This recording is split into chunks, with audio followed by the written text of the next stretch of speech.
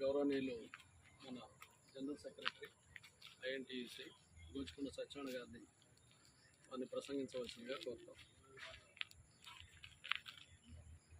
జై ఐఎన్టీయూసీ, జై జై ఐఎన్టీయూసీ. ఈరోజు స్థానిక జీఎం ఆఫీస్ నందు ఇల్లందు మీద సమస్యల మీద మరి మెమోరాండం ఇవ్వడానికి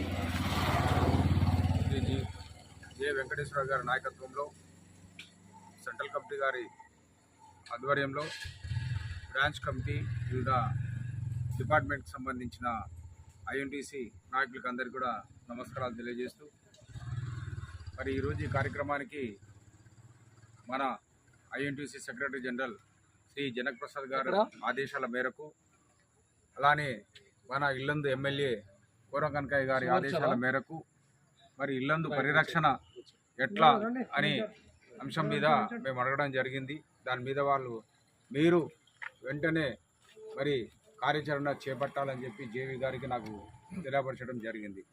ఎందుచేతనంటే గత 10-15 ఏళ్ళ నుంచి ఇల్లందు పరిస్థితి ఏందయ్యా అంటే, ఇక్కడ గెలిచిన కార్మిక సంఘాలు ఏవి కూడా ఇంకొక మైన్ ఏర్పాటు చేయాలనే ఉద్దేశం లేకుండా మరి వాళ్ళు గెలవటము అనే ఒక ఉద్దేశంతోనే